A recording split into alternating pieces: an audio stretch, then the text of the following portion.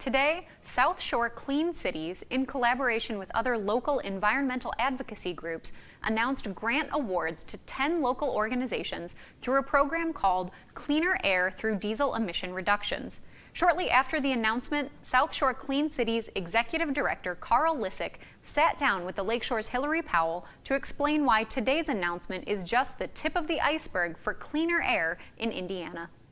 The South Shore Clean Cities program, tell us a little bit about your mission and goals for Lake County. Sure. Our mission is it's a national mission. We are one of 100 Clean Cities coalitions located throughout the United States. Our area covers the upper 19 counties of northern Indiana here, and so our mission really is to reduce our dependence on imported oil and reduce diesel emissions from the transportation sector. So anything to do with alternative fuels, anything to do with diesel emission reductions at truck stops, with fleets, with boats, with any major form of transportation, locomotives, things like that. So we work with a multitude of transportation activities to reduce those emissions and then also to implement alternative fuels. Alternative fuels and emissions, maybe not something that people necessarily think of on a daily basis, but how does it affect the everyday driver or customer? Well, I think what we look at is the price of gasoline. And we've heard that in the past that we've got this reliance on foreign oil. So the goal or the mission of the Clean Cities program really was to work in areas that were large air quality issues throughout the United States. Chicago was being one of the first. Milwaukee, Wisconsin was another one of the first, and they're actually celebrating 20 years this year, those organizations.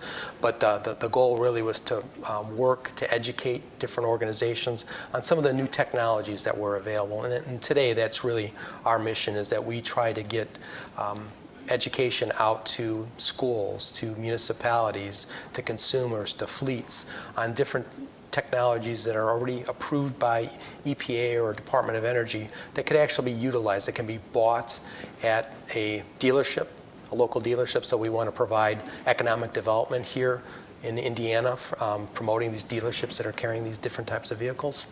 So now, are we healthy as far as our emissions in Northwest Indiana, or is it an ongoing process? Well, I think we have improved tremendously, and it's not just because of the Clean Cities program. It's a multitude of things. It's the emission checks that we get on our vehicles here in Lake County.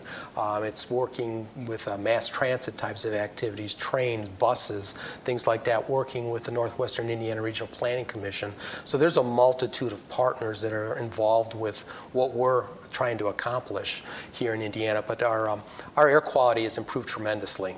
And what we want to do is we want to continue to improve that air quality and look at different ways that we can reduce not only emissions, but reduce our dependence on imported oil, and then look at ways to improve the quality of life here in northern Indiana by offering opportunities for businesses potentially that are looking to relocate here, to say that, hey, we're working on electric charging stations or electric vehicle markets, or we're working on compressed natural gas locations where heavy-duty trucks will be able to fuel, we're the crossroads of America. So the multitude of vehicles that come across, our area here is enormous. And so we're just trying to provide that technology and potentially some of the mechanisms to install this technology. And one is, not only to get it for the heavy-duty truckers, but then also to get it for our local municipalities and local businesses, so they can take advantage of some of these things also.